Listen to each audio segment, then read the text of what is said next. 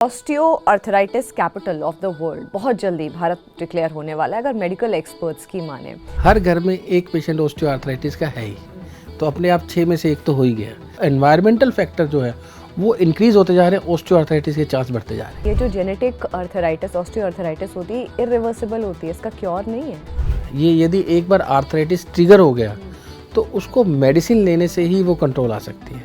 Arthritis में swelling, जैसे आप सुबह उठे और आपके हाथों के जोड़ों में पैरों में स्वेलिंग मिल रही है, इसका मतलब कि आपको मेडिसिन चाहिए इसके लिए। बच्चों में यदि पेन आ रहा है और उसके साथ फीवर आ रहा है, ये एक तरह से मेडिकल इमरजेंसी है। स्टडीज़ हुई हैं कि जहाँ पे पोल्यूशन ज़्यादा रहता है वहाँ पे आर्थराइटिस के इंसिडेंट्स ज़्यादा पाएंगे। अगर मैं धूप लेने का सही तरीका पूछूं आपसे कि धूप लेने का सही तरीका क्या है। 40% बॉडी पार्ट यदि 40 मिनट के लिए सनलाइट के नीचे रहता है तो आपको डेली की जो विटामिन डी की रिक्वायरमेंट है वो पूरी हो जाती है। कैल्शियम, विटामिन डी और D3, इन तीनों में क्या डिफरेंस है, इन तीनों का इंपॉर्टेंस क्या क्या है। यदि हम सिर्फ कैल्शियम और विटामिन डी लेते हैं और अपनी डाइट में सुधार नहीं करते तो ये काम नहीं आएंगे। कैल्शियम के सैशेज हैं, कितने लंबे समय तक काम करते हैं, इसको छोड़ दिया फिर ये वापस से रिलैप्स भी तो हो सकता है। यदि हम सैशे की बात करें तो वो 60,000 इंटरनेशनल यूनिट्स के अंदर होता है।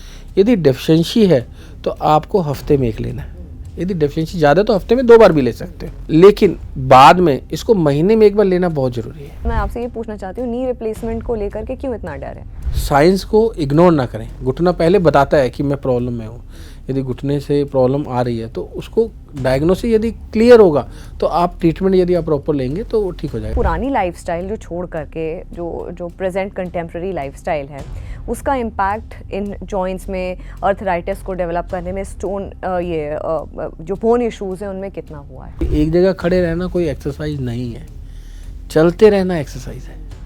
यदि आप किचन में एक जगह खड़े रहते हैं तो डेफिनेटली फीमेल्स को घुटनों में पेन आ सकता है, क्योंकि पॉइंट लोडिंग स्टार्ट हो जाती है। AI और रोबोटिक सर्जरी, ये कितना आगे के फ्यूचर में कितना एक इफेक्टिव रोल प्ले करने वाला है। बहुत इफेक्टिव रोल प्ले करता है।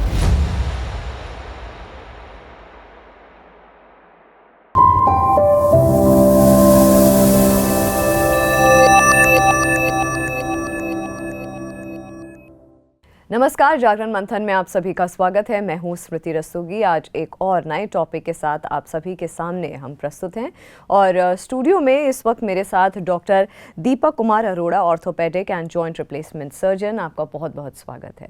धन्यवाद स्मृति जी। फटाफट हम टॉपिक पे ही आ जाते हैं। डॉक्टर साहब, osteo arthritis capital of the world बहुत जल्दी भारत डिक्लेयर होने वाला है, अगर मेडिकल एक्सपर्ट्स की माने। और 2025 की एक स्टडी है जो कहती है कि हर 6 में से 1 पर्सन को, चाहे बच्चा हो, बूढ़ा हो, बड़ा हो, अडल्ट हो, उनको ऑस्टियो अर्थराइटिस की दिक्कत हो ही रही है। ये बात कितनी सही है? ये स्मृति बात बिल्कुल ठीक है। ऑस्टियो अर्थराइटिस सुनने में आपको बहुत टेक्निकली वर्ड लग रहा है, लेकिन आपके घर में भी ये है। हर घर में एक पेशेंट ऑस्टियो अर्थराइटिस का है ही, तो अपने आप 6 में से एक तो हो ही गया। मतलब घर में बड़े बुजुर्ग हैं, उनको जोड़ों में दर्द रहना, जोड़ों का ख़राब हो जाना, इसको हम ऑस्टियो अर्थराइटिस बोलते हैं। जनरली ये घुटनों में मिलता है, क्योंकि घुटने वेट बेरिंग जॉइंट है तो जल्दी ख़राब होने लग जाने की वजह से उसको नी ऑस्टियो अर्थराइटिस बोलते हैं। यदि ये सब जॉइंट्स में होता है, जैसे हाथों के जोड़ों में भी, बाकी जोड़ों में भी, तो इसको जनरलाइज ऑस्टियो अर्थराइटिस बोलते हैं। इसका मेन कारण जो हमारे इंडिया में बढ़ता जा रहा है, उसका मेन कारण है हमारा लाइफस्टाइल। हमारा लाइफस्टाइल पहले के मुकाबले अब बहुत चेंज हो गए। हम हमारे लाइफस्टाइल में आप देखोगे कि बहुत ही ज़्यादा अंतर आ गए। पहले लोग साइकिल चलाते थे, चल के एक जगह से दूसरी जगह पे जाते थे। खाने के नाम पे जो हम घर का फूड था वही खाते थे, जंक फूड बहुत ही कम खाते थे। तो उस समय ऑस्टियो अर्थराइटिस के इंसिडेंट बहुत कम थे। लेकिन अब हमारी लाइफस्टाइल जैसे चेंज हुई है, हम बाइक या गाड़ी का इस्तेमाल करते हैं और हम बाहर का फूड जो बेसिकली जंक फूड है, जैसे आप मानोगे रिफाइन, जैसे मैदा हुआ, पास्ता हुआ, रिफाइंड ग्रेन, शुगर का इंटेक बढ़ गया है।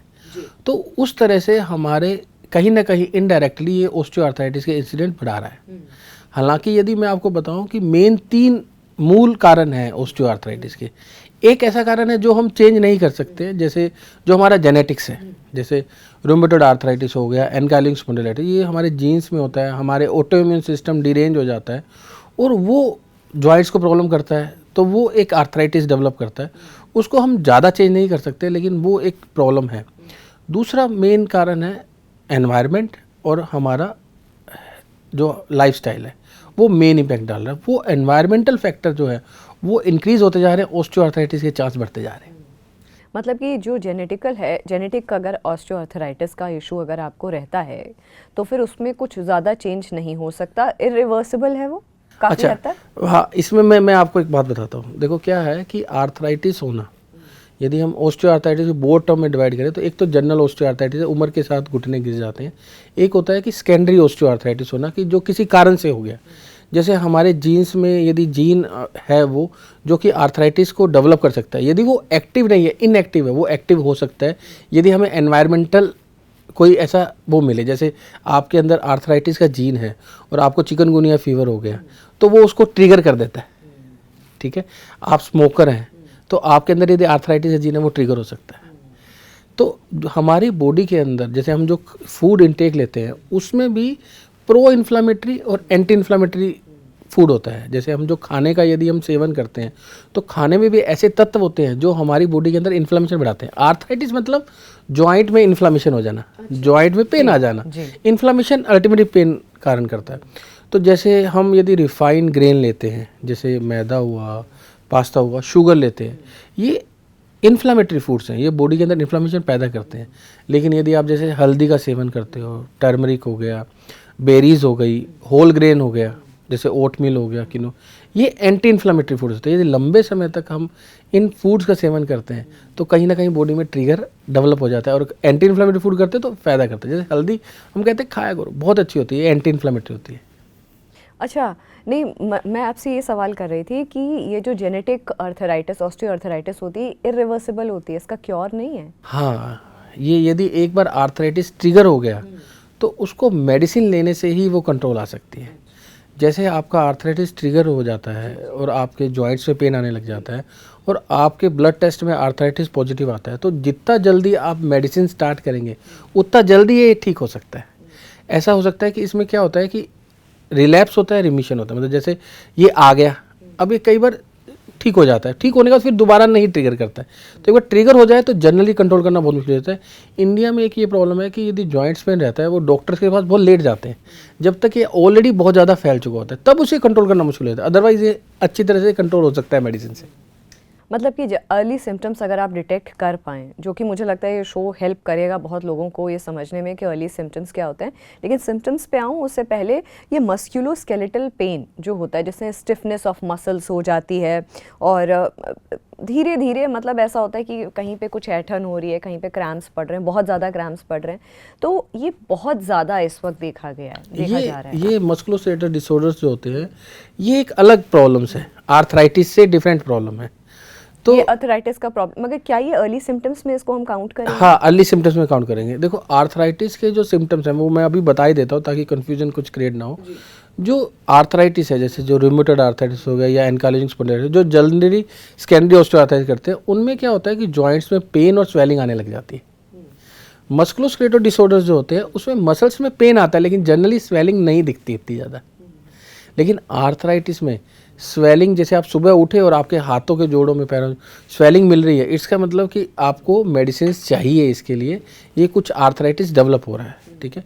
अब मस्कुलोस्केलेटल डिसऑर्डर क्या है कि वो एक तरह से हम जो काम कर रहे हैं, हम एक ही काम को बार बार कर रहे हैं। हम लैपटॉप पे काम करने लग गए हैं, हम गाड़ी चलाने लग गए हैं बहुत ज़्यादा, तो हम एक पर्टिकुलर वर्क को लंबे टाइम तक करते हैं। तो लंबे टाइम तक यदि हम पर्टिकुलर वर्क को करते हैं तो पर्टिकुलर ग्रुप ऑफ मसल्स वो स्ट्रेंथन हो जाती है और दूसरी ग्रुप ऑफ मसल्स वीक हो जाती है। तो मसल्स में इम्बैलेंस होने की वजह से मस्कुलोस्केलेटल डिसऑर्डर हो गए थे। इसे बोलते हैं repetitive motion illness, repetitive stress illness. तो आप एक ही काम को रेगुलरली करते रहते हैं तो मसल्स में पेन आना है। जनरली अपर बैक में पेन आता है। अपर बैक में हम कंप्यूटर पे वर्क करते हैं, आज लगभग आधे लोग कंप्यूटर पे काम करते हैं और वो हम्प वाला भी इशू बहुत ज़्यादा तो वो सब जो प्रॉब्लम है वो मस्कुलोस्केलेटल डिसऑर्डर के अंदर आता है। वो लगातार आप एक ही वर्क को काम करते रहते हैं, over the period of time आपकी मसल्स वैसे डेवलप हो जाती है, वैसे वो एक्ट करने लग जाती है और आपको वो पेन भी करती हैं और आपके पोस्चर में भी चेंज करती हैं। तो उसे हम रिपीटेटिव मोशन इलनेस कहते हैं, एक ही काम को बार बार करते रहना। वो एक अलग प्रॉब्लम चल रही आ रही, वो भी हमारी लाइफस्टाइल से रिलेटेड है, पर जनरली उसमें स्वेलिंग इतनी ज़्यादा नहीं आती है और रिकरेंट स्वेलिंग नहीं रहती। It's a continuous chronic pain और स्वेलिंग आने लग जाता है। लेकिन ऐसा नहीं होता कि सुबह उठे और आपको स्वेलिंग मिल गई, ऐसा नहीं होता है। मगर ये है कि क्या इसको अर्ली सिम्टम्स ऑफ ऑस्टियोआर्थराइटिस हो सकता है, ये मस्कुलोस्केलेटल जो पेन होता है? दोनों डिफरेंट प्रॉब्लम है। देखो क्या है कि हम रात भर सोए और सुबह हम फ्रेश उठे, तो ये तो नॉर्मल चीज़ है। और हम रात भर सोए और सुबह जॉइंट्स में स्वेलिंग मिली, मतलब ये एक तरह से प्रॉब्लम दूसरी है, आर्थराइटिस की प्रॉब्लम डेवलप हो रही है, जॉइंट्स में प्रॉब्लम डेवलप हो रही है। ये जो जोड़ है हमारी बॉडी जो है बोन से मिलके बनी हुई है, बोन आपस में जहाँ कनेक्ट करती है उसे जॉइंट्स बोलते हैं। यदि बोन और मसल्स में पेन आ रहा है तो एक तरह से मस्कुलोस्केलेटल डिसऑर्डर है, मसल्स का और बोन्स का प्रॉब्लम है। लेकिन जो आर्थराइटिस है वो प्योरली जॉइंट्स की प्रॉब्लम है, जोड़ों में दर्द आता है। तो एक तरह से ये मानेंगे दोनों हैं तो कहीं ना कहीं लाइफस्टाइल प्रॉब्लम है। लेकिन एक में क्या होता है कि आप शाम को पेन फील करते हो, आप सारा दिन काम किया, शाम को घर पहुंचे और आपकी गर्दन में दर्द आने लग गया है, हाँ, वो शाम को होता है। लेकिन आर्थराइटिस जो एबनॉर्मल आर्थराइटिस जो बोलते हैं, जैसे ऑटोइम्यून डिसऑर्डर बोलते हैं, उसमें generally patient early morning problem करता है। तो आप डिफ्रेंशिएट कर सकते हो। यदि आपने गाड़ी चलाई, लगातार गाड़ी चलाते रहते हो और आपको शाम को दर्द आने लग जाता है, मतलब कि आपको मस्कुलोस्केलेटल डिसऑर्डर डेवलप हो रहा है। लेकिन यदि आप सुबह उठते हो आपके जॉइंट्स में पेन रह रहा है, मतलब आपको आर्थराइटिस डेवलप हो रहा है। दोनों में डॉक्टर की सलाह लेनी चाहिए, पर ये डिफरेंस आप घर पे रह के भी कर सकते हो। काफ़ी लोग ये सोचते हैं कि एजिंग का इशू है, जैसे कि एक एज हो जाती है। आपने ये बोला कि बहुत लोग बहुत लेट डिटेक्ट कर पाते हैं और बहुत लेट आते हैं इस प्रॉब्लम को लेकर के, तब सर्जरी और ऑपरेशन के अलावा कोई ऑप्शन बचता नहीं है। लेकिन जैसे अर्ली सिम्टम्स की बात कर रहे थे, तो एज का फैक्टर अब तो खैर नलीफाई हो जाता है, क्योंकि बच्चों में भी मिला है ऑस्टियोआर्थराइटिस के इश्यूज, बच्चों में भी मिल रहे हैं। कैल्शियम, अब ये तो मैं शो के में ही पूछूंगी कि कैल्शियम का कितना बड़ा रोल होता है, D3 का कितना रोल होता है, लेकिन जो अर्ली सिम्टम्स बच्चों में होते हैं। अच्छा, देखो बच्चों में दो तरह के पेन होते हैं, बहुत ही क्लियर है बच्चों में पेन के लिए। बच्चों में पेन को हमें इग्नोर नहीं करना चाहिए। बच्चों में यदि पेन आ रहा है और उसके साथ फीवर आ रहा है, ये एक तरह से मेडिकल इमरजेंसी है।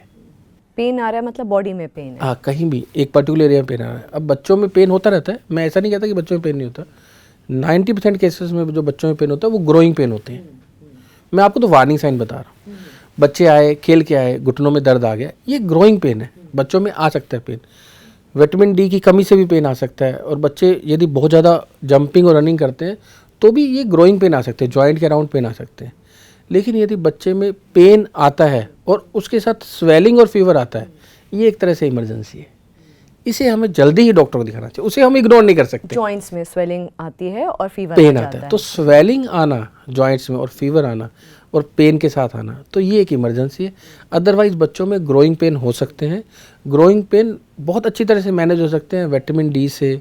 बच्चों में क्या होता है कि आजकल हम धूप में नहीं इतना जाते हैं, तो आपको रिकेट्स के बहुत ज़्यादा इंसिडेंट बढ़ गया, वो भी एक पेन का रीज़न होता है। तो लेकिन यदि फीवर के साथ यदि जॉइंट्स में पेन आता है या बोन में पेन आता है, वो एक इमरजेंसी है, उसमें जल्दी दिखाना चाहिए। अदरवाइज आप रूटीन कंसल्ट भी डॉक्टर से कर सकते हैं यदि पेन रहता है तो। अच्छा, जैसे डॉक्टर साहब, मुझे जब दर्द हुआ था मेरे घुटनों में नहीं, एग्जैक्टली घुटने के ऊपर इस मसल में बहुत दिक्कत थी, तो मैं डॉक्टर को दिखाने गई। तो डॉक्टर ने मुझे बोला कि आप कैल्शियम तो ले रही हैं, क्योंकि एक एज के बाद आपको मल्टीविटामिन्स लेना नेसेसरी हो जाता है, क्योंकि दिल्ली जैसा जो एनवायरनमेंट है जहाँ पे आप अगर सोचें कि धूप ले लें तो आप AQI इतना ख़राब है कि आप प्रदूषण सूंघते हुए आपको फेफड़ों में आपका अलग आपका चैलेंज हो जाएगा, आपका डिसऑर्डर्स अलग हैं, फिर रिप्रोडक्टिव डिसऑर्डर्स अलग हैं, उन पे अभी हम बात करते हैं।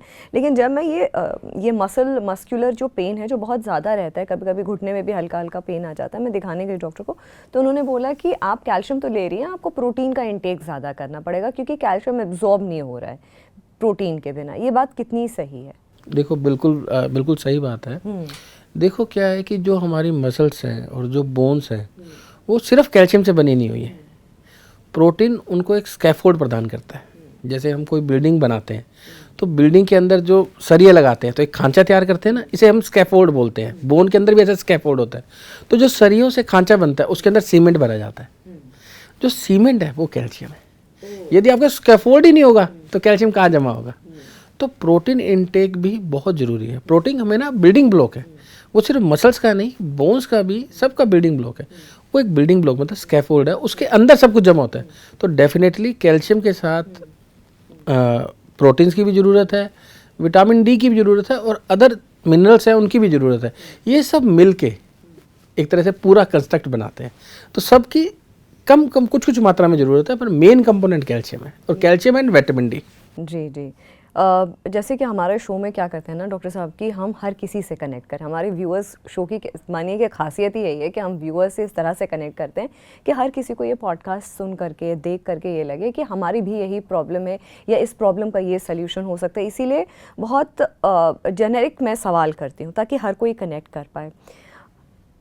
चलिए, बच्चों में आर्थराइटिस की बात कर ली, आपने लाइफस्टाइल की बात करी, आपने जेनेटिक ऑस्टियोआर्थराइटिस की बात कर ली, आपने नी आर्थराइटिस की बात कर ली। हर किसी को अक्सर ये लगता है अरे हमें नहीं हो सकता, हम तो अच्छा खाते हैं, हम तो अच्छे से रहते हैं, हमारी लाइफस्टाइल अच्छी है, हम जंक नहीं खाते, हम अल्कोहल का कंजम्पशन नहीं करते, हम स्मोक नहीं करते, लेकिन फिर भी ऑस्टियोआर्थराइटिस ट्रिगर हो गया।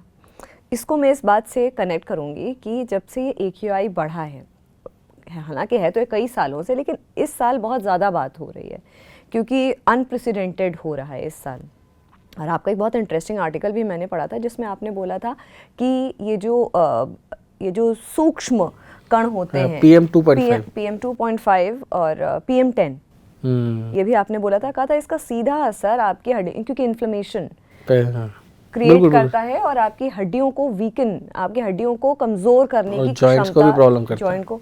इस बात को आप एलाबोरेट करिए। अच्छा देखो, क्या है ना कि सबसे ज़्यादा चिंता की बात ये हो रही है कि पोल्यूशन इफ़ेक्ट करता है जॉइंट्स को भी और बोन को, और ये स्टडी में पाया गया है कि जो ये छोटे पार्टिकल है ये ब्लड स्ट्रीम में जाके और ये जॉइंट्स के अंदर डिपॉजिट होते हैं और इन्फ्लेमेशन क्रिएट करते हैं।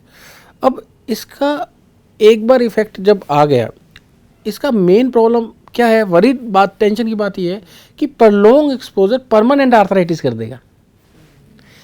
एक बार आपको पोल्यूशन से आपने कर लिया, इस साल हो गया, अगले साल फिर हो गया, अब अगले साल फिर हो गया, तो ये प्रॉन्ग्ड एक्सपोजर हो गया। यदि एक बार प्रॉन्ग्ड एक्सपोजर हो गया, बॉडी ने एक बार इन्फ्लेमेशन प्रोड्यूस किया, अगली बार फिर इन्फ्लेमेशन प्रोड्यूस करेगी, फिर ये परमानेंट इन्फ्लेमेशन हो जाएगा।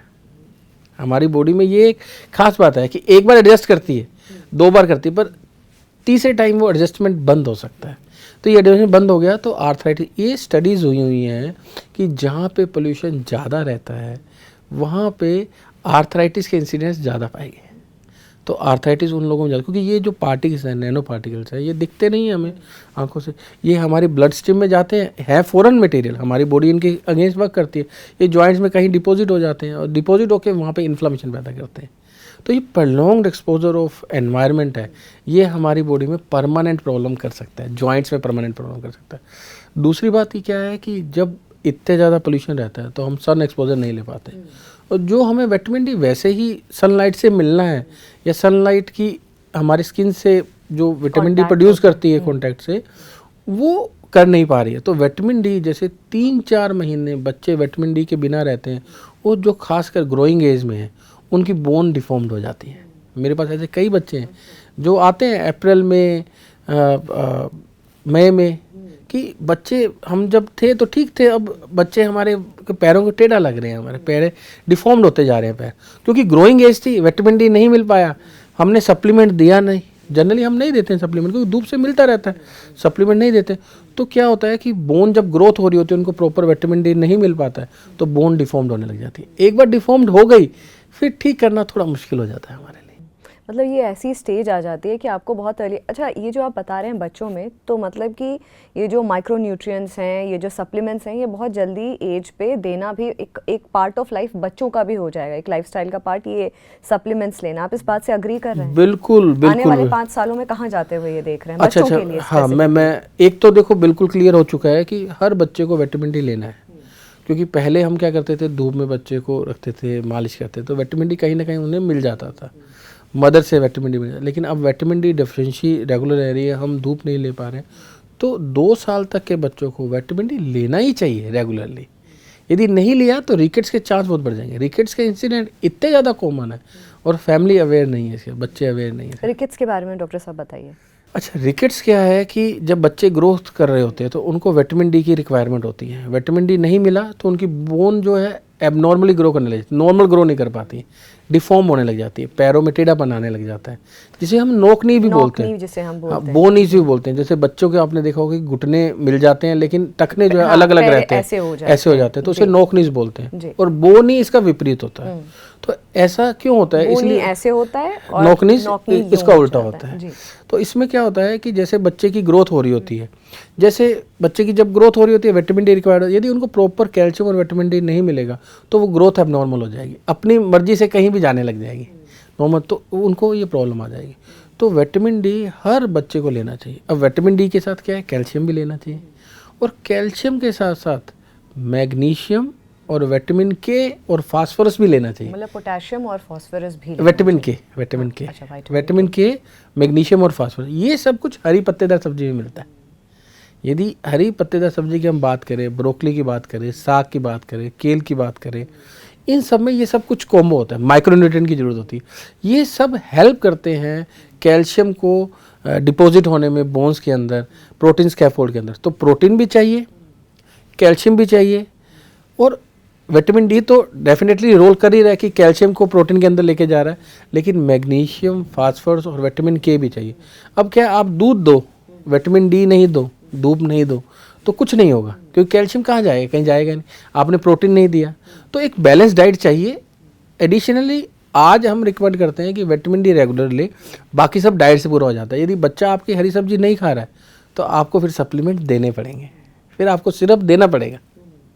यदि आप हरी सब्जी खिला पा रहे हो, नट्स दे रहे हो बच्चों को, जैसे पिस्ता हो गया, बादाम हो गए, तो ये नट्स के अंदर भी माइक्रोन्यूट्रिएंट है, फास्फोरस है, इसके अंदर पोटेशियम, विटामिन के है।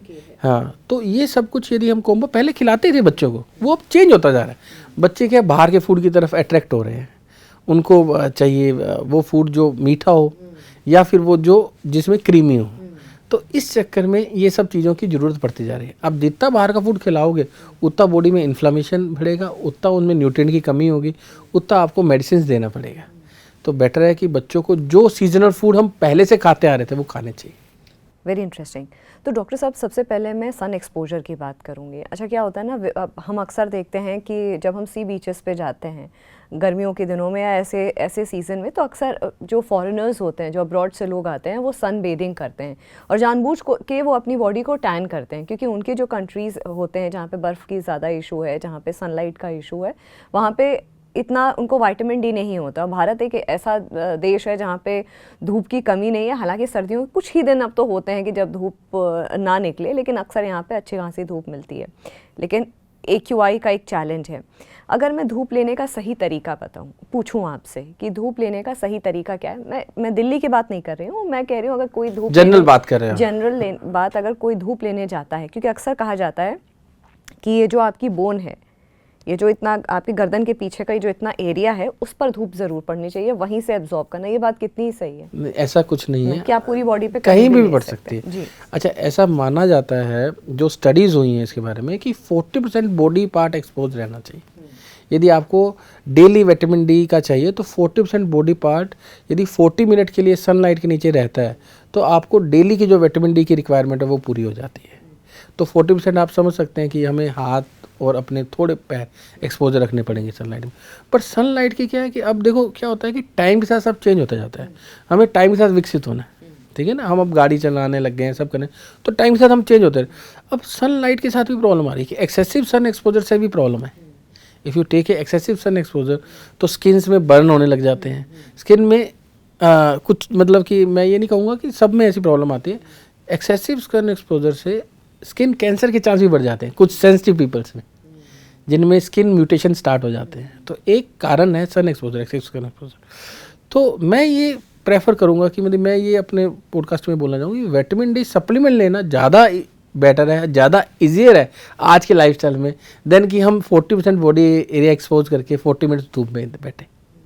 तो विटामिन डी सप्लीमेंट लें, आप धूप ले सकते हैं, ऐसा कुछ टाइम कौन सा है? क्योंकि कुछ लोग पूरा दिन बैठे रहते हैं धूप में। मॉर्निंग आवर प्रेफर रहता है, 12 बजे से पहले वाले है ना। हाँ जी जी, 12 कहते हैं कि धूप भी ऐसी होती है जो बहुत ज़्यादा, यदि वो फिर सन स्किन बर्न करेगी। और स्किन कैंसर की जिनकी मैं बात कर रहा हूँ, पर वो सेंसिटिव पीपल की बात कर रहा हूँ, जो पीपल के पहले से ही म्यूटेशन के लिए सेंसिटिव है, उनमें स्किन कैंसर के भी चांस बढ़ जाते हैं। तो हमें तो पता नहीं ना हमारी स्किन कैसी है। जिनकी स्किन सेंसिटिव है उसको धूप में बैठने की कोई ज़रूरत नहीं, वो विटामिन डी ले ले। और वो धूप पे डिपेंडेंट नहीं रहा, क्योंकि चेंज हो गया ना, टाइम विल चेंज, हम कवर्स रहने लग गए, सब कुछ रहने लग गए, हमारी स्किन सेंसिटिव है तो विटामिन डी ले ले। तो ऐसा कोई कंपलसरी नहीं कि आप धूप में बैठ के ही विटामिन डी पूरा करो, जब सप्लीमेंट है तो सप्लीमेंट ले सकते हैं। मतलब चाहे बच्चे हों चाहे बड़े हों, तो सप्लीमेंट्स एक ऐसी चीज़ है कि वो एक part and parcel of lifestyle अब बहुत जल्द हो जानी चाहिए। वो हो जाए। देखो क्या है कि सप्लीमेंट की हम आज बात कर रहे हैं कि सप्लीमेंट लेना चाहिए, पर क्या है कि जैसे मैं आपको एक एग्जांपल देता हूँ, जैसे आयोडीन की कमी से गोइटर होता था। इंडिया में कितना गोइटर था, बहुत ज़्यादा गोइटर। अब गोइटर आपको नहीं दिखता। आप आयोडीन खा रहे हो? नहीं खा रहे। नमक खा रहे हो, हाँ, आयोडीन वाला नमक खा रहे हैं। अच्छा, ऐसे ही यदि विटामिन डी किसी भी जैसे घी में यदि डल जाए, ऐसा कुछ यदि धीरे धीरे अब आ जाएगी प्रोग्रेस, तो फिर हमें विटामिन डी सप्लीमेंट नहीं लेना पड़ेगा, वो हमारे घी के अंदर होगा। जैसे नमक के अंदर आयोडीन आ गया, घी के अंदर विटामिन डी आ जाएगा, तो सारे वो जो विटामिन डी हमें चाहिए डेली रिक्वायरमेंट में पूरा होने लग जाएगा। या जो हम सप्लीमेंट्स लेते हैं उसमें विटामिन डी हो, जैसे हम कुछ यदि दूध में डालते हैं उसमें विटामिन डी है, तो वो सब कुछ पूरा कर देगा। तो ऐसा over the period of time आ जाएगा कि आपको सप्लीमेंट पे डिपेंडेंट नहीं रहना पड़ेगा। आप अपने नॉर्मल, जैसे क्या होता है विटामिन डी फैट सोल्यूबल है, इसलिए मैंने घी की बात की, अंडरस्टैंड, इसलिए मैंने घी की बात की। ऐसा नहीं है वो मतलब कि घी में ही डलना चाहिए, जो भी फैटी चीज़ होगी उसमें विटामिन डी रहता है।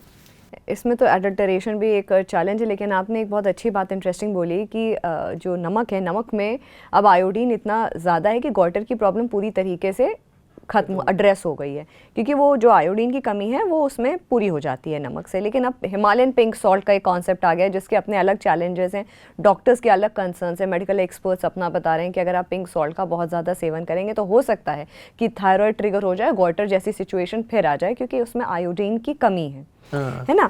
तो डॉक्टर साहब, आपने एक बताया था, वापस से जो इससे पहले वाला क्वेश्चन था, जो बात हमारी हो रही थी, एक बोनी और एक नॉक नी के बारे में। इसका अगर एक बार किसी बच्चे को ये सिचुएशन हो जाती है कि दोनों घुटने जुड़ जाते हैं या दोनों घुटने एक दूसरे से अलग बो के शेप में ले लेते हैं, इसका कोई ट्रीटमेंट है? हाँ, बिल्कुल ट्रीटमेंट है। अप टू 12 ईयर इसका बहुत अच्छा ट्रीटमेंट है। 12 का 13 ईयर तक ट्रीटमेंट इसका अच्छा है। इसमें क्या होता है कि हम तो एक तो कारण आइडेंटिफाई करते हैं कि why it's happening. Generally vitamin D calcium की कमी से होता है, तो उनका जो प्रॉपर ब्लड टेस्ट करवा के वो सप्लीमेंट दिए जाते हैं कि फर्दर ना बढ़े। एक तो जो कारण आ गया था, जैसे विटामिन डी कम हुआ था, वो हमने दिया और प्रॉपर डोज में दिया तो आगे नहीं बढ़ेगा। दूसरा क्या है कि इसके लिए ब्रेसेस आते हैं, कुछ शू मॉडिफिकेशन आते हैं, यदि वो रेगुलरली पहनते हैं तो उससे भी बहुत जल्दी इम्प्रूवमेंट आ जाता है। जैसे क्या होता है कि जैसे कोई पेड़ या कोई बेल ग्रो कर रही है, आप किसी के थ्रू बांध दो, वो उधर ही ग्रो कर जाती है। तो इसके लिए कुछ ब्रेसेस भी आते हैं, उस ब्रेसेस से भी बेनिफिट होता है, कुछ शूज़ में चेंजेस भी आते हैं। तो यदि बच्चे की ग्रोथ बाकी है तो वो ठीक हो जाता है, जैसे आपने जल्दी आइडेंटिफाई कर लिया। यही सबसे खास बात है, यदि हमने 7 साल के एक एज में आइडेंटिफाई कर लिया तो सप्लीमेंट से और कुछ शू मॉडिफिकेशन से ये ईजिली करेक्ट हो सकता है 9 ईयर तक। लेकिन यदि हमने आइडेंटिफाई 13 ईयर की एज में किया तो फिर हमारे पास कोई आंसर नहीं है, फिर नहीं हो सकता, फिर तो ये सर्जिकली ही जर्नी करेक्ट होता है। 12 ईयर 13 ईयर के बाद फिर मुश्किल हो जाता है। मगर ये है कि 7-8 साल तक वो जो ग्रोथ है वो दिखने लग जाती है, या ऐसे अनप्रेसिडेंटेड कि मतलब एकदम से 12 साल में नीज अलग हो गई हैं, ऐसा नहीं होता, दिखने लग जाती है। वो होता क्या है कि जैसे सर्दियाँ होती हैं, सर्दियों में हम कपड़े ढक के पहनते हैं, जो प्रैक्टिकल जो बात है, मैं तुम्हें आपको वही बता रहा हूँ, इसमें कोई कन्फ्यूजन वाली बात नहीं है। हम क्या है कि गर्मियों में कपड़े अलग पहनते हैं, सर्दियों में कपड़े अलग, तो सर्दियों में हम कपड़े ऐसे ही पहनते हैं, तो ऐसे ही पहनते तो हमें दिख ही नहीं पाता है। 4 मंथ तक हमने ना विटामिन डी लिया और कैल्शियम डाइट हमारी यदि बहुत कम है और हम ऐसा कोई फूड नहीं ले रहे हैं जिसमें विटामिन डी कैल्शियम हो, तो क्या होता है हमें दिखेगा ही 6 महीने बाद। जब मई में आएगा, जब हम निक्कर पहनना स्टार्ट करेंगे तो हमें दिखने लगा, अरे ये तो एकदम से हो गया। अरे एकदम से नहीं हुआ, वो स्टार्ट तो नवंबर में ही हो गया था होना, लेकिन दिखा हमें आके जून में है। अंडरस्टैंड? एक ये भी एक बहुत बड़ी बात है। 6 महीना बच्चा के लिए ग्रोइंग के लिए बहुत हो जाता है। 6 महीने उस समय ग्रोथ स्पर्ट आया होता है और एकदम से ग्रो कर जाता है। और विटामिन डी, इसलिए हमारे जो मेडिकल साइंस में जो विटामिन डी की डिमांड है 2% में सबसे ज़्यादा होती है, एक तो ग्रोइंग बच्चे में और एक बूढ़े आदमी में। विटामिन डी की जो डिमांड है इन दोनों, क्योंकि दोनों को ज़्यादा चाहिए। तो मदर कहती है कि भी इसको विटामिन डी इतना क्यों दे रहे हो, ये तो बच्चा है। मैंने कहा ये तो ग्रोइंग है, आपसे ज़्यादा डिमांड है, आज ग्रो कर रहा है, ज़्यादा डिमांड है। तो लगभग जो अडल्ट मतलब जो ग्रोथ अटेंड कर रहे होते हैं उनको विटामिन डी बहुत चाहिए होता है। डॉक्टर साहब, एक बेसिक अंडरस्टैंडिंग के लिए मैं आपसे पूछूंगी कि लोगों को क्लैरिटी मिले कि कैल्शियम, विटामिन डी और D3, इन तीनों में क्या डिफरेंस है, इन तीनों का इंपॉर्टेंस क्या क्या है? अच्छा, इन सब का बहुत इम्पोर्टेंस है। तो D3 इज़ एक्टिव फॉर्म और vitamin D. Vitamin D direct नहीं जाता, ये किडनी में जाके एक्टिवेट होकर फिर बनता है, तो इसे D3 बोल देते हैं। तो इसके D1 D2 D3 D2 D3 इस तरह से एक्टिवेट हो जाता है। तो D3 is vitamin D basically. तो विटामिन डी बेसिकली पोस्टमैन है जो कैल्शियम को गट्स में लेके जाता है बोन्स के अंदर। तो विटामिन डी डिसाइड करता है। विटामिन डी वैसे हालांकि इसका बहुत रोल है बॉडी के अंदर, ये अदर कैंसर से प्रिवेंट करता है, डिप्रेशन से प्रिवेंट करता है, इम्यून सिस्टम स्ट्रॉन्ग करता है, बहुत कुछ है विटामिन डी के अंदर। आप यकीन नहीं मारोगे, यदि विटामिन डी की डिफिशिएंसी रहती है बॉडी के अंदर प्रोलॉन्ग्ड ड्यूरेशन पे, तो फ्रैक्चर अपने आप होने लग जाता है। ये मैंने सुना है, ये भी एक मेडिकल कंडीशन बहुत ज़्यादा हो जाती है। ये बहुत इंजेक्शंस लेने पड़ जाते हैं फिर कैल्शियम की जेल फॉर्म में। हाँ, जेल फॉर्म। तो क्या है कि जैसे बच्चे होते हैं वो इंट्रोवर्ट है, बाहर नहीं खेलते, अंदर नहीं खेलते, हम विटामिन डी दे नहीं रहे, तो धीरे धीरे उनके बोन्स में इतना पेन आ जाता है कि वो एक्सप्लेन ही नहीं कर पाते हैं कि फ्रैक्चर हो गए। तो उस समय हमें इंजेक्शन और विटामिन डी के देने पड़ते हैं। अब जो कैल्शियम है, कैल्शियम एक बिल्डिंग ब्लॉक है। विटामिन डी क्या कहेगा, पोस्ट में गाइड करेगा कि बोन्स में जाना है, तो कैल्शियम बोन्स में चला जाएगा। और ये यूरिन से भी प्रिवेंट करता है कि कैल्शियम लॉस हो। तो विटामिन डी का मेन की रोल है, ये एक तरह से काम करता है कि कैल्शियम को कहाँ कहाँ डिपॉजिट करवाना है। जनरली ये बोन्स में डिपॉजिट करवाने को बोलता है। दूसरा जो माइक्रोन्यूट्रिएंट है वो भी हेल्प करते हैं कैल्शियम को बोन के अंदर जेल होने के लिए।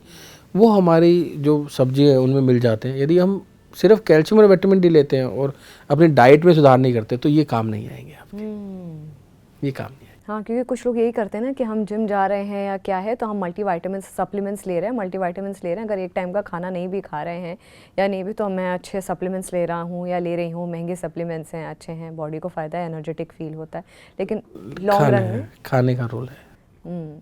अच्छा, अगर मैं ये पूछूँ आपसे, आपने तो ये बात कर ली खाने में, क्योंकि मैं अपनी ही बात करूंगी ताकि मुझे लगता है कि ऑडियंस शायद मुझसे ज़्यादा कनेक्ट कर पाती है। जब मैं अपना इंसिडेंट रखती हूँ, मेरी बॉडी में D3 की कमी निकली, तो वो जो कैल्शियम के सैशेज़ हैं वो देते हैं डॉक्टर्स, खाने के लिए प्रिस्क्राइब करते हैं कि भाई आप कैल्शियम के ये सैशे खा लीजिए। उसका एक टाइम होता है, पहले हफ्ते में एक बार खाना है, फिर 15 दिन में एक बार खाना है, फिर महीने में एक बार खाना है, फिर आपका ठीक हो जाता है, वापस चेक कराया ठीक है।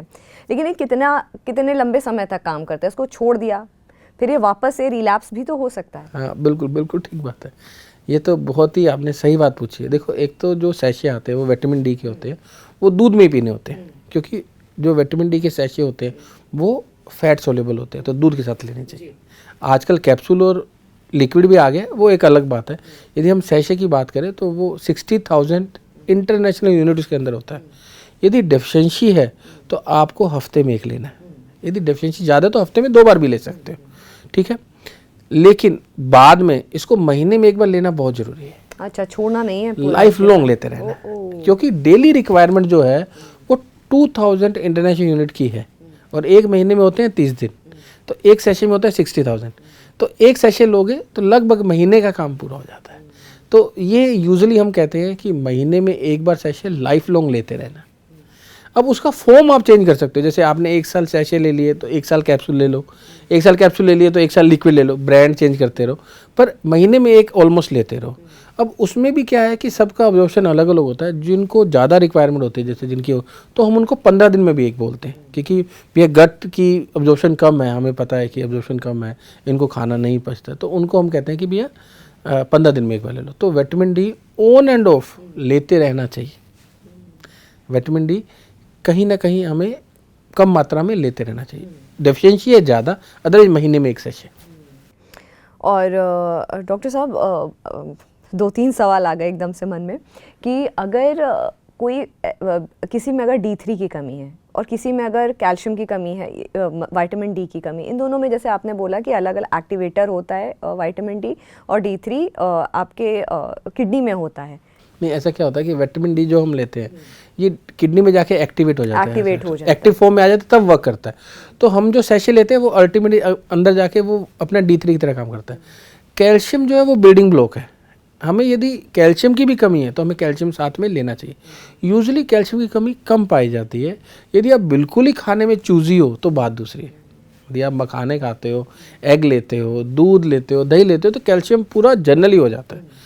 जनरली हम कहते हैं कि जो फीमेल्स हैं 40 के बाद उनको कैल्शियम अलग से लेना चाहिए, और जो किड्स हैं जो चूजी हैं खाने में, दूध दही, आजकल इंडिया में लैक्टोज इंटॉलरेंस भी बढ़ता जा रहा है कि दूध बंद कर दिया, डेयरी फूड इनका पेट नहीं भरता, तो उनको हम बोलते हैं कि अलग से कैल्शियम आप ले लो, अदरवाइज जो हम डेली डाइट है उससे कैल्शियम पूरा कर सकते हैं। मगर एक्सेसिव कैल्शियम से जो कैल्सिफिकेशन होता है ना, कि अलग अलग आँखों में या स्किन पे वो जो छोटे छोटे वो कैल्सिफिकेशन, तो कहाँ पे मतलब कैसे, क्योंकि लोग ना डॉक्टर्स के पास जाना नहीं पसंद करते। बिल्कुल सही बात है। देखो क्या है ना, वो क्या करते हैं ना कि अच्छा आपने बताया, आप ये पॉडकास्ट सुन लिया, अच्छा ठीक है महीने में एक सैशे तो ले लिया जाए, भले मतलब ये तो अच्छा है कि अगर अच्छी चीज़ लेनी चाहिए, हाँ लेना चाहिए। मैं खुद कहता हूँ कि उसके लिए ऐसा डॉक्टर के पास जाने की जरूरत नहीं है, एक बार ले लेना चाहिए। बात है कि कैल्शियम जो है ना, यदि आपकी बॉडी में टेंडेंसी है कैल्शियम एबनॉर्मल डिपॉजिट होने की, वो हमेशा रहेगी, वो उसका कैल्शियम इनटेक से ज़्यादा फर्क नहीं पड़ेगा। मतलब हम हमारे पेशेंट कहते हैं कि भैया किडनी स्टोन है, हम कैल्शियम लें, यदि कैल्शियम से बना हुआ स्टोन है तो डेफिनेटली आपको कैल्शियम इनटेक कम रखना चाहिए। लेकिन यदि किडनी स्टोन बनने की टेंडेंसी है तो वो तो है ही, वो आप कैल्शियम खाओ नहीं खाओ वो बनेगा। ऐसा नहीं है कि जो लोग कैल्शियम खा रहे हैं उन्हें किडनी स्टोन बन रहा है, किडनी स्टोन और भी कई वैरायटी के होते हैं। तो यदि विटामिन डी आप ले रहे हो और उसके साथ कैल्शियम ले रहे हो, डेफिनेटली ये अच्छी जगह पे यूटिलाइज होगा, मतलब बोन्स के अंदर जाएगा, क्योंकि कैल्शियम ये टेक केयर करता है कि कहाँ कैल्शियम को जाना चाहिए। लेकिन कई बॉडी में इनहेरेंट ये टेंडेंसी होती है कि वो कैल्शियम को एबनॉर्मल जगह पे डिपॉजिट करता है, पथरी हो गई, हिट्रोट्रोपिक ओटिफिकेशन रहता है, वो बॉडी का ऐसा स्ट्रक्चर होता है। तो जिनको ज़्यादा कैल्शियम डिपॉजिट रहता है तो उनको अवॉइड करना चाहिए, कम लेना चाहिए, पर ऐसा नहीं है कि बंद कर देना चाहिए। मगर आप ये रेकमेंड करेंगे शो पे कि महीने में एक बार विटामिन डी, मतलब विटामिन डी वाला वो पाउच लेना चाहिए, वो सबके लिए इम्पोर्टेंट, सबके लिए इम्पोर्टेंट है, उससे कोई भी नुकसान नहीं हो। डॉक्टर साहब, आर्थोस्कोपी जिसको की होल सर्जरी भी कहा जाता है, अगर इसे सिंपल टर्म्स में अगर मैं आपसे समझूं तो क्या है? अच्छा देखो क्या है कि हमारा जो जॉइंट्स होते हैं, जैसे कंधे का जोड़ हो गया, घुटना हो गया, ये एक तरह से कमरा है, एक बंद कमरा है, इसके चारों ओर कैप्सूल होता है, एक बंद स्ट्रक्चर है। यदि हम कोई कमरे के अंदर काम करना है तो एक तो हम कमरे को गेट खोल के अंदर जाएं, काम करके बाहर आ जाएं, तो गेट पूरा खोला। एक हमने उसको की होल से, मतलब उसके जो चाबी के होल से अंदर देखा और उसी होल से सारा काम कर दिया और बाहर आ गए, तो दोनों में डिफरेंस आ गया कि एक अंदर का कोई भी एनवायरनमेंट डिस्टर्ब नहीं हुआ और बाहर से कुछ खुला नहीं, किसी को पता भी नहीं लगा। मतलब ऐसे ही घुटने के अंदर यदि कोई प्रॉब्लम है ये तो नी सर्जरी, हाँ नी, ये शोल्डर भी होता है, नी भी होता है, एल्बो भी होता है, कई चीज़ें होती है, पर मेनली जॉइंट की सर्जरी है। तो जॉइंट के अंदर हम यदि गए नी के अंदर, तो हमने पहले की होल से अंदर एक स्कोप डाला, तो छोटा सा इंसिजन पॉइंट, मतलब 5 mm, मतलब 5 mm का 0.5 सेंटीमीटर या 5 mm को छोटा इंसिजन लगाया, अंदर गए, एक दूरबीन से एक स्कोप होता है, पेंसिल लाइक स्कोप होता है, उसके अंदर जाते हैं, टीवी पे प्रोजेक्शन आ जाता है, अच्छा प्रोजेक्शन है, हम सब देख लेते हैं अंदर कि भैया प्रॉब्लम है या प्रॉब्लम नहीं है। जो एमआरआई में आई वो प्रॉब्लम है, वैसी ही प्रॉब्लम है, फिर उसको रेक्टिफाई करके आ जाते हैं। तो क्या रिहेबिलिटेशन बहुत फास्ट हो जाता है, आपका कोई मसल कट नहीं हुआ, कोई मसल्स नहीं कटी, कोई भी ब्लड लॉस नहीं हुआ, तो रिकवरी बहुत फास्ट हो जाती है। तो आजकल रिकवरी फास्ट करने के लिए की होल सर्जरी की थी। यदि आप देखें कि over the period of time हम मोर इन्वेसिव से लेस इन्वेसिव तक जा रहे हैं। पहले पेट में भी यदि अपेंडिक्स होता था तो वो भी ओपन होकर होता था, लेप्रोस्कोपिक सर्जरी अब आ गई है। वैसे ही जैसे ही हम ऑर्थोपेडिक्स में जा रहे हैं तो एडवांसमेंट की तरफ जा रहे हैं। उसका मेन एम ये है कि एक तो आप अपने काम पे जल्दी जा सकें, आपका रिहेबिलिटेशन ईजी हो जाए और आपको कम पेन हो, ब्लड लॉस की भी कम हो। तो वो ये सब चीज़ें जो हो रही हैं ये एडवांसमेंट की तरफ लेके जा रही हैं। तो मोस्ट ऑफ सर्जरीज जो घुटने की जो लिगामेंट सर्जरीज हैं वो डेफिनेटली ये आर्थ्रोस्कोपी से डील की जा सकती है। इवन तक आजकल आपको आइडिया नहीं, शोल्डर बहुत कॉमन इंजरी होने लगी है। शोल्डर का एक मसल होती है जिसको सुप्रास्पाइनल मसल कहते हैं, शोल्डर उठना बंद हो जाता है, सडनली शोल्डर उठना बंद हो गया तो मसल स्टीयर हो जाता है, वो भी आर्थ्रोस्कोपी से इजीली डील की जाती है। उससे हमें ओपन करना नहीं पड़ता, रिकवरी बहुत फास्ट हो जाती है। अच्छा, ये जो लिगामेंट सर्जरी जो होती है ये आर्थ्रोस्कोपी में, क्या अगर इसका टाइमली अगर ये लिगामेंट्स को नहीं ट्रीट किया गया तो आगे चल कर के क्या नी रिप्लेसमेंट का, या जैसे एल्बो में हो गया एल्बो का इशू, या शोल्डर का शोल्डर रिप्लेसमेंट भी होता है, तो क्या ये सिचुएशन बन सकती है? हाँ बिल्कुल बन सकती है। देखो क्या होता है कि घुटने के अंदर जो लिगामेंट है या शोल्डर के अंदर भी मैं बताऊंगा, जैसे जो लिगामेंट है वो लिगामेंट यदि फंक्शनिंग नहीं है, घुटने में 4 लिगामेंट होते हैं जो घुटने को फंक्शन देते हैं, ACL, PCL, MCL, LCL। यदि एक लिगामेंट काम नहीं कर रहा है तो 3 लिगामेंट काम तो चलता रहता है, लेकिन घुटना कंपनसेट करता रहता है। यदि आप चेयर पे बैठे हैं, एक पैर काम नहीं कर रहा, 3 पैरों पे आप एडजस्ट करके बैठे हो, कब तक एडजस्ट करोगे? एक ना दिन गिव वे हो जाएगा। तो उस समय क्या होता है कि यदि लिगामेंट को टाइम रहते हम बनवा लें, ऐसा नहीं कि आज टूटा कल ही बनवा लो, मतलब टाइम रहता है कि 15 दिन, 20 दिन, महीना, 6 महीना, 6 हफ्ते में लिगामेंट रप्चर है, उसे यदि बना लेते हैं तो जनरली क्या होता है कि फर्दर डैमेज बन जाता है। ऐसा ही शोल्डर के साथ है। शोल्डर की मसल होती है सुप्रास्पाइनल मसल, रोटेटर कफ मसल्स होती है जो कंधे को उठाने का काम करती है। यदि ये मसल डैमेज हो जाती है तो ये 4 मसल्स होती हैं, एक मसल डैमेज होती है, पेशेंट कैसे ना कैसे हाथ को उठा ही लेता है, तो पेशेंट कहता है मेरा काम तो चल ही रहा है, मैं क्यों करूँ, पर बाकी 3 मसल्स पे लोड पड़ने लग जाता है, फिर धीरे धीरे करके कंधा डीजेनरेट हो जाता है। उसका कोई रिवर्सिबल नहीं है। क्या होता है कि घुटने के अंदर या कंधे के अंदर एक प्रीशियस स्ट्रक्चर होती है जिसे हम कार्टिलेज बोलते हैं, अल्टीमेटली वो स्टेक पे आ जाती है, वो एक बार चलेगी फिर रिप्लेसमेंट इलाज रहता है। और लोग अक्सर क्या करते हैं ना कि जैसे जब ऐसी सिचुएशन आती है तो डॉक्टर अगर रेस्ट बता देता है या जो भी सिचुएशन बताता है उसके बाद लोग मसाज कराना, या हो सकता है डॉक्टर के पास जाते भी नहीं हैं, कई बार उसमें मालिश, देसी किसी मालिश के वाले के पास चले जाएंगे, मालिश करवा लेंगे, पैर में अगर हुआ है तो मालिश करवाना शुरू कर देंगे, जो एक प्रॉपर एक मेडिकल प्रोसीजर होता है जिसको फॉलो करना होता है, अमूमन लोग नहीं फॉलो करते हैं। उसका कितना इम्पैक्ट पड़ता है कि लिगामेंट रप्चर है, आपने मालिश करवा रहे हैं, चाहे आपके पैर में हो, आपके नीज़ पे हो या शोल्डर पे, आप मालिश लगातार, आपका हाथ नहीं उठ रहा है कि नहीं मैं मालिश करवाऊंगा या करवाऊंगी ठीक हो जाएगा। अच्छा देखो, हमारे इंडिया में एक डर का बहुत बड़ा प्रकोप है, मतलब डर इतना है कि डॉक्टर ने MRI लिख दिया, मरीज को लगता है कि कुछ ना कुछ निकल जाएगा। तो सबसे बड़ा है डर कि अगर नहीं निकलता तो अरे पैसे मर गए। तो डर एक बहुत बड़ी चीज़ है, तो डर के लिए ही हम ये नहीं करवा पाते। लेकिन आजकल इतनी फैसिलिटीज़ आ गई है तो उसको यदि हम टाइमली डायग्नोस कर लें तो ट्रीटमेंट अच्छा कर सकते हैं। यदि पार्शियल टीयर हुआ है या टीयर जो है 30-40% है तो इमोबिलाइज करने से वो ट्रीट हो सकता है। अच्छा, MRI का मतलब ये नहीं है कि MRI करवा के सीधा सर्जरी में जाएंगे, एक तो ये मिथ छोड़ दें। MRI से पेशेंट को मैं बोलता हूँ कि भैया मेरे पास 4th ईयर की लेडी आई है, वर्किंग लेडी, जैसे आप वर्किंग लेडी हो, आपके नी में इंजरी हो गई, यदि हम इसका डायग्नोसिस, लिगामेंट का डायग्नोसिस प्रॉपर कर लेते हैं तो एटलीस्ट मैं आपका रोड मैप तैयार कर सकता हूँ, आप फ्यूचर प्रेडिक्ट कर सकते हो अपना कि भाई ये लिगामेंट टूटा है, इसका हीलिंग टाइम 6 वीक्स है, तो आपका रोड मैप तैयार हो गया। तो यही तो फ्यूचर है, तो यही टेक्नोलॉजी हमें ये बेनिफिट दे रही है। मैं आपको रोड मैप तैयार करके दे सकता हूँ कि भैया तुम आप इतने टाइम में ऑफिस जाने लग जाओगे और ये चीज़ें पहननी पड़ेगी, पहले 3 हफ्ते ये पहनना पड़ेगा, फिर 3 हफ्ते ये पहनना पड़ेगा, फिर ये एक्सरसाइज करनी पड़ेगी। तो ऐसा नहीं है कि घुटने की हर चोट में ही सर्जरी होती है। तो यदि प्रॉपर डायग्नोसिस बनता है तो इलाज आसान हो जाता है और आपको आगे का रास्ता क्लियर हो जाता है। तो इसको लिंगर ऑन ना करें। दूसरी बात ये है कि यदि आपको इंजरी हुई है और आप डर रहे हो MRI से, इवन तक डॉक्टर के पास जाने से डर रहे हैं, तो मेरी ये सलाह है कि पहली बात तो रेस्ट बहुत ज़रूरी है, ठीक है, इनिशियली रेस्ट, कोल्ड पैक की ज़रूरत है, ठंडी सिकाई की ज़रूरत है, और कुछ मेडिसिन आती है जो पेन कंट्रोल करती है, ये करें, 5-7 दिन करके देखें, फिर भी रिकवरी नहीं होती है तो कंसल्ट हो डॉक्टर। पहले कर ले तो बहुत अच्छी बात है, पर यदि आपको डर लगता है तो एटलीस्ट ये तो करें। यदि इंजरी हुई आप चलते रहेंगे तो और प्रॉब्लम बढ़ा लेंगे अपनी। और जैसा आपने बोला कि सही टाइम पर डॉक्टर के पास डायग्नोज करवाना बहुत ज़रूरी है। अक्सर क्या होता है ना कि लोगों को यही लगता रहता है कि अरे अब तो घुटने में दर्द हो रहा है। ओल्ड एज में तो ऑब्वियसली यही लगता है कि अब डॉक्टर ये जो घुटना है वो चेंज करवाने के लिए बोलेंगे, कहेंगे घुटना बदल दो, नी सर्जरी के लिए अक्सर ये बोला जाता है। और लोगों में भी बहुत डर है।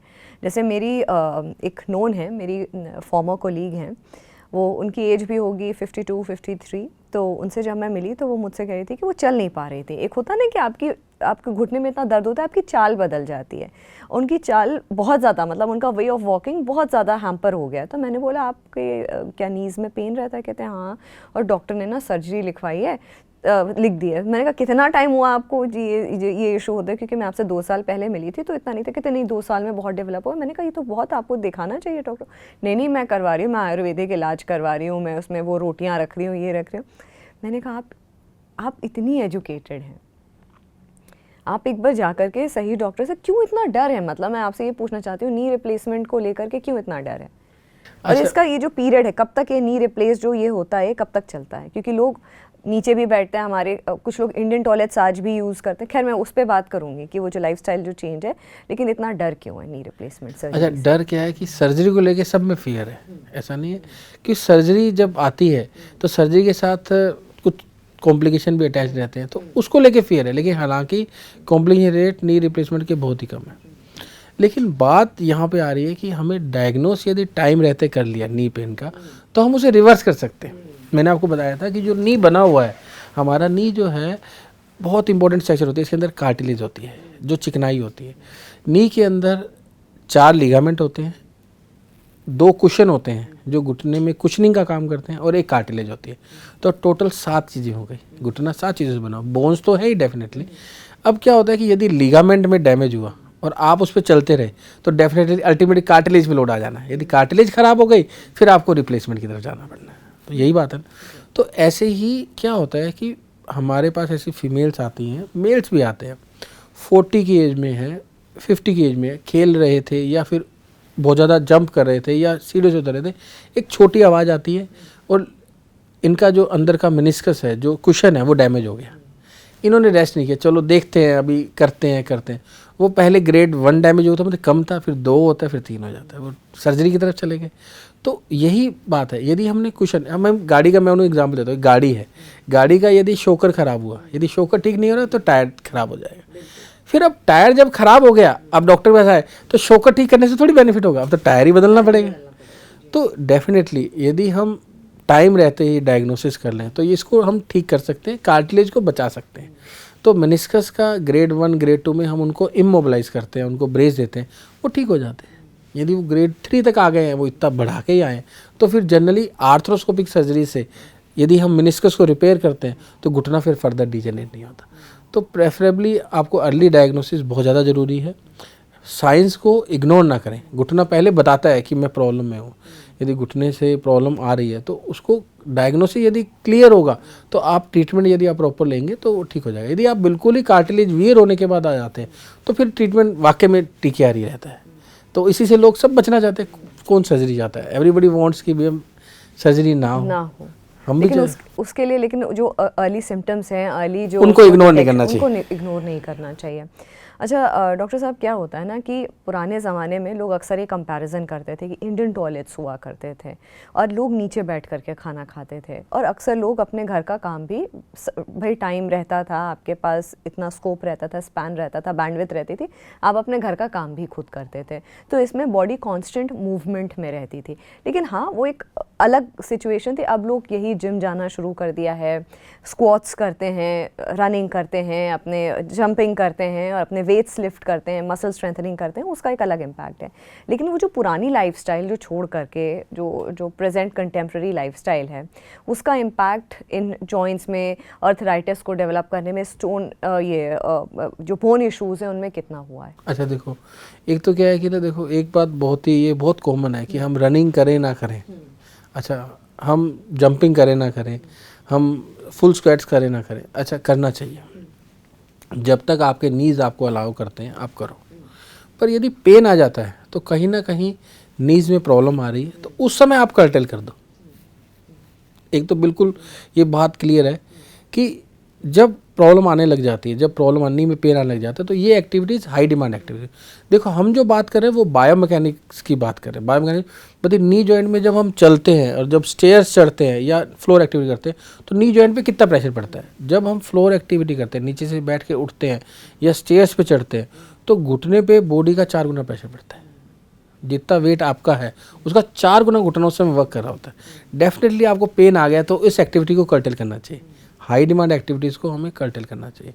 जब पेन ठीक हो जाता है तो फिर हाई डिमांड एक्टिविटी हम रिज्यूम कर सकते हैं, बशर्ते पेन नहीं आना चाहिए। यदि पेन में भी आप हाई डिमांड एक्टिविटी करते रहेंगे तो फिर आपको प्रॉब्लम हो सकती है। तो ये थोड़ा मिस इंटरप्रेट होता है कि मैं रनिंग बंद करने से ठीक हो जाऊँगा, हाँ ठीक होगा क्योंकि ये हाई डिमांड एक्टिविटी। तो हम हर पेशेंट को कहते हैं कि अपनी हाई डिमांड एक्टिविटी को थोड़ा कर्टेल करें, आप ठीक हो जाओगे, फिर स्टार्ट कर सकते हैं यदि आप उस लेवल तक पहुँच चुके हो। दूसरी बात क्या है कि जो मॉडर्न लाइफस्टाइल आया है, मॉडर्न लाइफस्टाइल में जनरली जो हम कर रहे हैं वो हार्ड सरफेस पे कर रहे हैं, उस पर इम्पैक्ट ज़्यादा पड़ रहा है। यदि आप बार बार एक जगह पे टैप करते रहेंगे डेफिनेटली वहाँ पेन आएगा ही आएगा। और दूसरा क्या है कि हम लगातार खड़े रहते हैं। मैं अपने दर्शकों को हमेशा बोलता हूँ कि एक जगह खड़े रहना कोई एक्सरसाइज नहीं है, चलते रहना एक्सरसाइज है। यदि आप किचन में एक जगह खड़े रहते हैं तो डेफिनेटली फीमेल्स को घुटनों में पेन आ सकता है क्योंकि पॉइंट लोडिंग स्टार्ट हो जाती है। ये सीधा सा एग्जांपल है कि भाई पानी की बूंद आपके सिर पे पड़ रही है, एक ही बूंद एक ही जगह पे स्पॉट पे पड़ रही है तो धीरे धीरे वो वहाँ पेन करने लग जाएगी। लेकिन आप बारिश में नहा लो, फुहारे के नीचे नहा लो तो कोई प्रॉब्लम थोड़ी आती है, आप नहाते रहते हो क्योंकि मल्टीपल प्रॉब्लम्स है। तो चलना एक एक्सरसाइज है, खड़े रहना अच्छा नहीं है।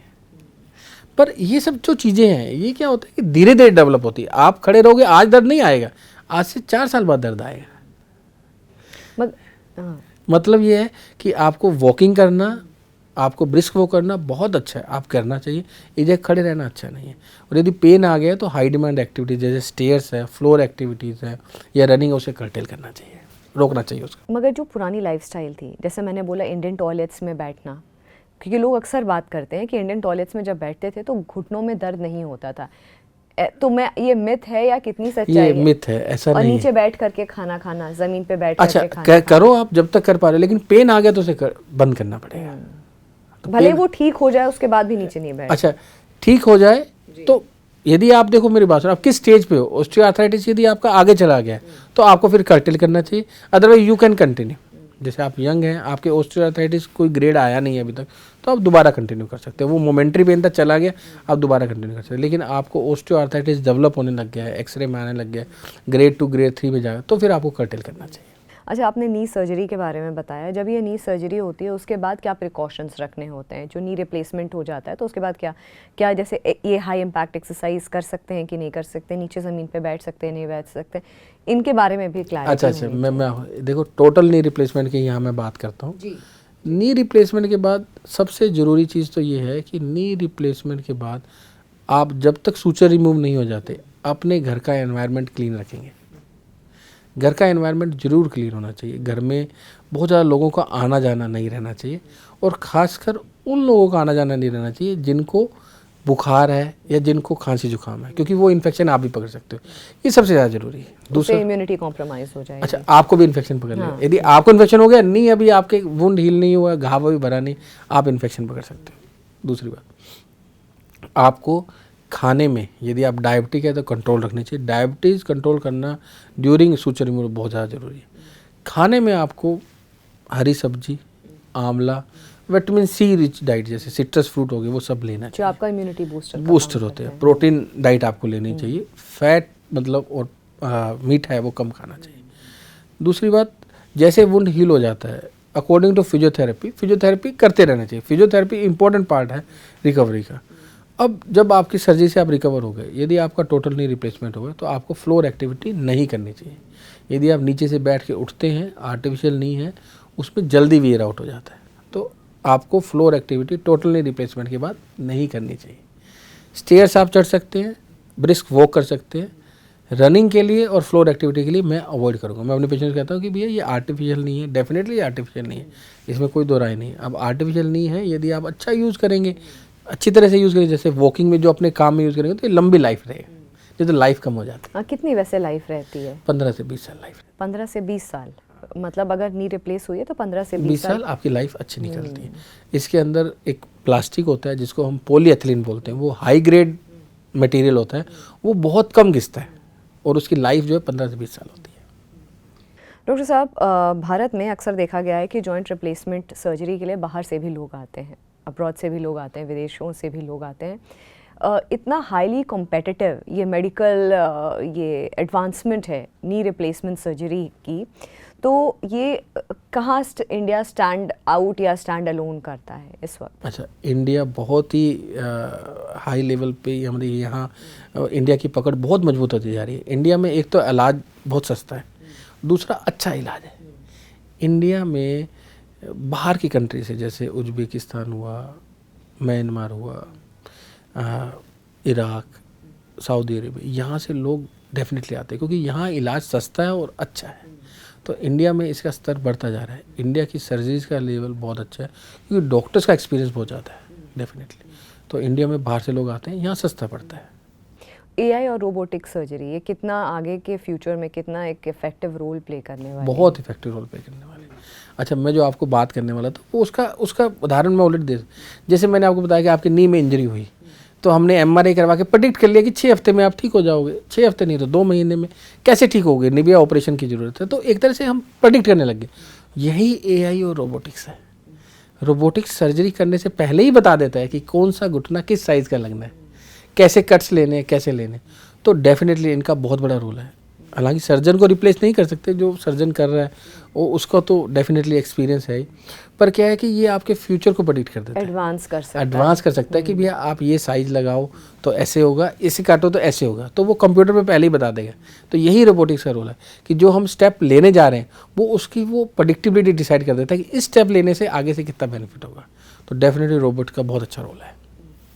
लास्ट क्वेश्चन डॉक्टर साहब, इस शो पे अगर मैं पूछूं आपसे कि ऐसे क्या टेक अवेज होंगे ऑस्टियोआर्थराइटिस को रोकने के लिए या यंगस्टर्स को की लाइफस्टाइल के लिए, कि मॉडर्न आप दिल्ली में आप यहाँ पे जॉब कर रहे हैं, आपका यहाँ पे प्रोफेशनली आप यहाँ पे साउंड एक सिचुएशन में हैं, तो अगर आप अपने आप को इस इन्वायरमेंट से नहीं निकाल पाते हैं, भाई लोग कहने को तो ये कहते हैं कि AQI बहुत ख़राब है, यहाँ से चले जाना चाहिए, या अलग अलग फैक्टर्स हैं, लाइफस्टाइल का प्रॉब्लम है, आपकी लेट नाइट शिफ्ट है, या जो भी चीज़ें हैं, तो ये खाने की प्रेडिक्टेबिलिटी नहीं है, आपको खाना भी, मगर ऐसा कौन सा लाइफस्टाइल चेंजेस हैं आप अगर बताएंगे फ्रॉम द फैक्ट कि जूते भी अच्छी क्वालिटी के पहनने बहुत ज़रूरी हैं, उससे भी ऑस्टियोआर्थराइटिस को काफ़ी हद तक कॉम्बैट किया जा सकता है, नी पे काम किया जा सकता है, नी के लिए काम किया, नी आर्थराइटिस पे काम किया जा सकता है, और इन सारे फैक्टर्स का खान पान, एक्सरसाइज, इन सब का कितना बड़ा रोल आप बोलेंगे? अच्छा देखो, सबके पास 24 आवर ही होते हैं, जिसमें हमारे 12 आवर्स अपने लिए चले जाते हैं, बाकी 12 घंटे रहते हैं, और उसमें से 8 घंटे काम में जाते हैं, 8 घंटे कहीं भी 10 घंटे जाते हैं, तो 2 घंटे हमारे पास इफेक्टिवली बचते हैं। अच्छा, इसमें हम क्या चेंज कर सकते हैं? ठीक है ना, इसमें सिंपल हम चेंज कर सकते हैं कि मेरा मानना है कि कुछ सप्लीमेंट तो सबको लेने चाहिए, जैसे विटामिन डी सप्लीमेंट मैं ऑलरेडी बोल चुका हूँ, पर आजकल और भी सप्लीमेंट्स आते हैं, तो मल्टीविटामिन वो लेने चाहिए। एक तो ये हो गया कि जिस तरह के लाइफस्टाइल में हम जी रहे हैं, जिस तरह की हमारी भागम की लाइफ है, भागा भागी की, तो उसमें सप्लीमेंट्स हमें लेना जरूरी हो गया। हम रूरल से अर्बनाइजेशन में आ रहे हैं, जितना मशीनरी के पास आ रहे हैं अर्बनाइज, जितना कवर्ड काम कर रहे हैं, तो सप्लीमेंट्स की ज़रूरत है, ये बिल्कुल क्लियर है। दूसरा, डाइट में बहुत इंपॉर्टेंट है कि आपकी डाइट वेल बैलेंस्ड होनी चाहिए।